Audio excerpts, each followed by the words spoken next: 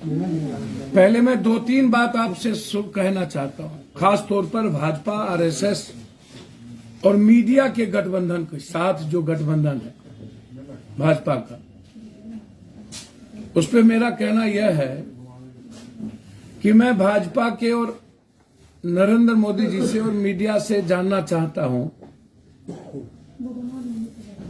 कि एक व्यक्ति 27 सालों से गुजरात में मुख्यमंत्री था और 9 सालों से प्राइम मिनिस्टर है। एक पुल खत्म होने के बाद 3 दिन लगता है वहां जाने में, 33 करोड़ रुपया वो खर्च करते हैं सिर्फ प्रधानमंत्री को ले जाने में। बंगाल जाते हैं तो कहते हैं कि ममता दीदी का पुल टूट गया, भगवान भी साथ नहीं है। तो जिस भगवान का नाम ये लेते हैं, भगवान के नाम पर वोट बटोरते हैं, तो क्या गुजरात के पुल टूटने के बाद भगवान इनको साथ दे दिया? ममता दीदी का साथ नहीं था। एक दूसरी चीज, 27 साल और 9 साल पीएम और सीएम रहने के बाद एक बात हमको सीधा बता दीजिए, 56 इंच की सीना जो प्रेस वाला लिखता है, ए भैया 22 करोड़, हमको बहुत क्लियर समझिए, 22 दिनों से एम्स का साइबर हैकर ने हैक कर लिया। 5 किलोमीटर के रेडियस पर पीएम है और 1 महीना से मैं आपको बता दूं कि पीएम साहब और होम मिनिस्टर साहब गुजरात में हैं। देश का मुद्दा उनके लिए गौन हो गया। जब आप इतना काम कर रहे थे तो आपको गुजरात में घरे घर जाने की जरूरत क्या पड़ी? और ऐसा कौन सा मुद्दा था पीएम साहब? ना हिंदू मुसलमान, ना मंदिर मस्जिद, पुल टूटा, ना आपके मीटिंग में भीड़ थी, ना कोई क्रिएशन था, और आप उसको 156 पूरी सिस्टम, पूरी चीजों को हैक कर ईडी, आईटी, सीबीआई से पूरा सिस्टम को डराकर आपने आदिवासी के विधायक का किडनैप किया, हमला किया। देखिए आपको मिल रहा है। आप गुजरात के बारे में कह रहे हैं कि हमने चुनाव, मोदी जी ने चुनाव जीत लिया, मोदी के नाम पर हमने चुनाव जीता। हम यह जानना चाहेंगे, हिमाचल में मोदी जी 22 बार गए, राष्ट्रीय अध्यक्ष का घर, नड्डा जी का घर हिमाचल है, राष्ट्रीय अध्यक्ष अमित शाह जी कई बार गए। देश को आप यह बताइए, कांग्रेस, यदि राहुल गांधी जी गए होते 1 बार भी, 2 बार भी, और मजबूती से कांग्रेस लड़ ली होती, मैं आपको दिल से कहता हूं 60 सीट कांग्रेस वहां लाती। जिस जिद के साथ कांग्रेस लड़ी थी अगले बार, उस जिद के साथ कांग्रेस यदि गुजरात में लड़ती, अरविंद केजरीवाल ये सब कोई मुद्दा नहीं है।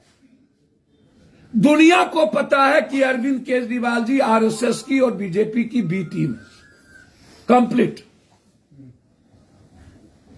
हिमाचल से भागे, उत्तराखंड से भागे, गुजरात से भागे, ऐसे जितने बड़े बड़े लोग हैं। प्रशांत किशोर जी कह रहे थे कि कांग्रेस तो कहीं नहीं जीतेगी, हिमाचल भी जमाना जब्त हो जाएगा। जितने ओपन बोलते थे, अरविंद केजरीवाल तो सरकार बना लिए।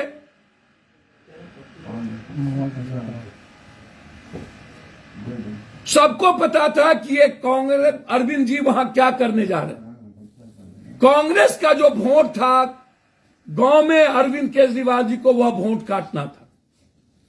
मैं बनिया हूं जी, मैं इंजीनियर हूं जी,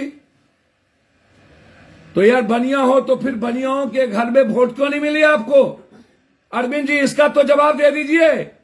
जब आप जाति सूचक शब्द का प्रयोग करते हैं तो। और नरेंद्र भाई मोदी जी, अमित शाह जी, मैं आपकी इज्जत करता हूं, फिर आप मीडिया के बदौलत अपने को कितना भगवान बनिएगा।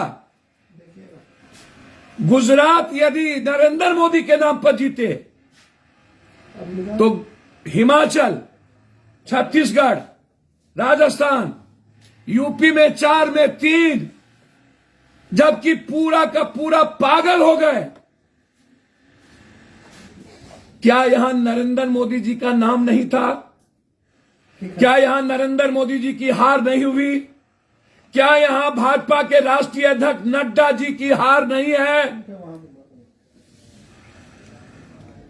जो सुशील मोदी और कुडनी के बारे में नरेंद्र मोदी जी बोल रहे हैं, लेकिन राजस्थान, छत्तीसगढ़ और यूपी के बारे में नरेंद्र मोदी जी 2,86,000 सीखना होगा शिवपाल जी, अखिलेश जी और आजम का इन लोगों से कि जनता भगवान होता है, एकता में ताकत होती है। कैंडिडेट को जनता के साथ भगवान के रूप में जीना होगा। कुडनी के बारे में नरेंद्र मोदी जी बोल रहे हैं मंच से, बारे बार नरेंद्र मोदी जी आप स्वयं भगवान बन जाते हैं। मैं देश से ये पूछना चाहूंगा, यदि गुजरात नरेंद्र मोदी के नाम पर, तो यूपी, राजस्थान, छत्तीसगढ़, हिमाचल किसके नाम पर? भाजपा के अध्यक्ष किसके नाम पर? अरविंद केजरीवाल जी कौन है? एमसीडी में दिल्ली में क्यों नहीं चली नरेंद्र मोदी की? और अरविंद केजरीवाल जी को यह बताना चाहिए, आप देख लीजिएगा ये लोग हैकर हैं। मैंने पहले कहा, अब मैं आता हूं कुडनी पे। सुशील मोदी जी वेंकैया नायडू से आपने इस्तीफा नहीं मांगा। नरेंद्र मोदी जी और यूपी के मुख्यमंत्री से आपने इस्तीफा नहीं मांगा। आपकी औकात नहीं है, आपकी फट जाती है, आपकी हैसियत नहीं है। हमारी बिल्ली हम ही से भी हो, जिससे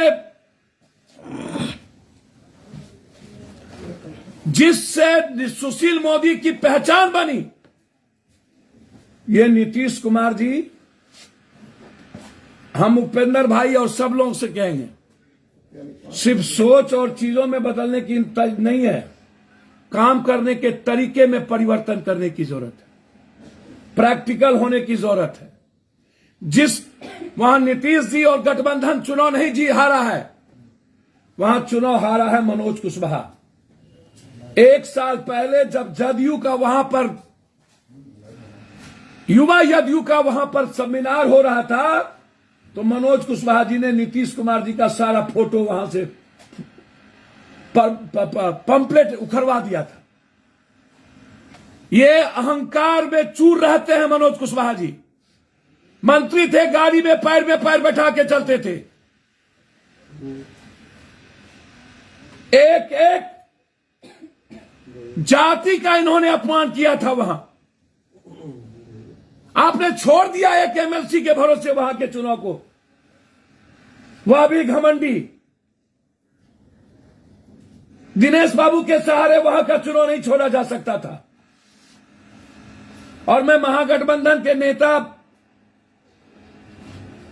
जो डिप्टी सीएम, उनसे भी आग्रह करूंगा, हम लोगों को आत्ममंथन और आत्मचिंतन करने की जरूरत है।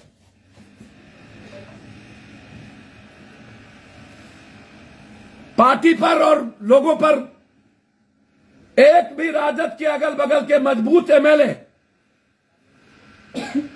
जो जुनून के साथ खड़ा होना चाहिए, मनोज कुशवाहा के आचरण और उनके व्यवहार के चलते खड़े नहीं हो पाए। ये नीतीश कुमार जी की हार नहीं है, या किसी के कारण हार जीत नहीं है। एआईएमएम की मैंने पहले ही बोला था क्या औकात है। 3,000 का मतलब क्या होता है?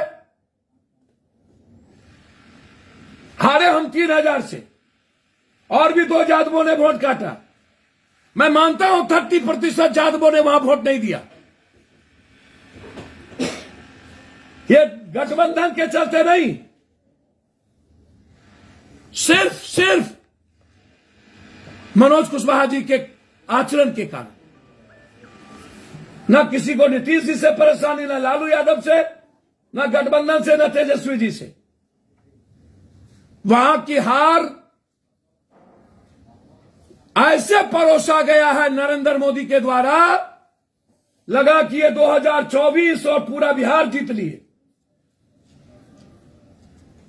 मैं बार बार कहता हूं, बिहार के यादवों को दारू छोड़ना पड़ेगा। मैं बार बार कहता हूं, बिहार के यादव के शीर्षस्थ माफियाओं को अहंकार छोड़ना पड़ेगा और अत्यंत पिछड़ी जाति और दलितों को पैर पकड़ना होगा। हमें पैर छूने होंगे और किसी भी जाति को हमें गाली देने से बचना होगा।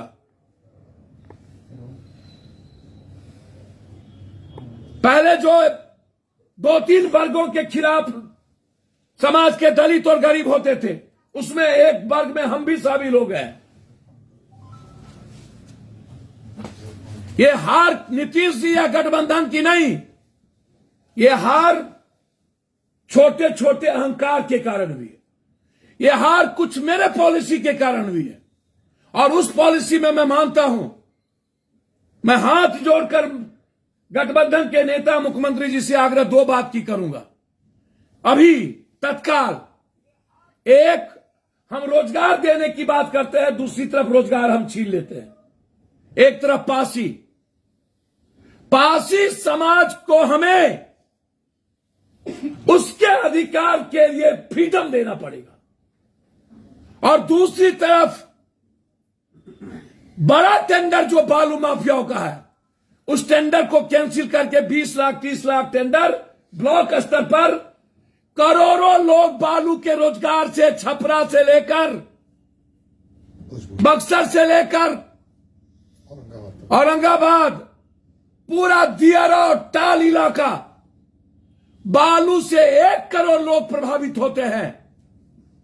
पूरा पदाधिकारी माफियाओं को सपोर्ट कर रहा है, ओवरलोड तक जाता है, जिसके चलते आम लोग छपरा, बक्सर से लेकर के दियारा से लेकर के जो रोजगार है वो प्रभावित हो चुका है। उसके ट्रक बंद हो गए हैं, उसके नाव को डुबा दिया जाता है पुलिस के द्वारा माफियाओं से पैसा लेकर।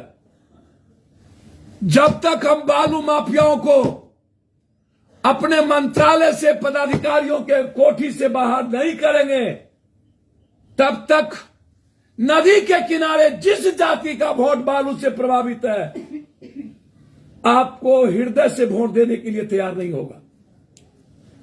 हमें आवाज देनी होगी पासी समाज के लिए।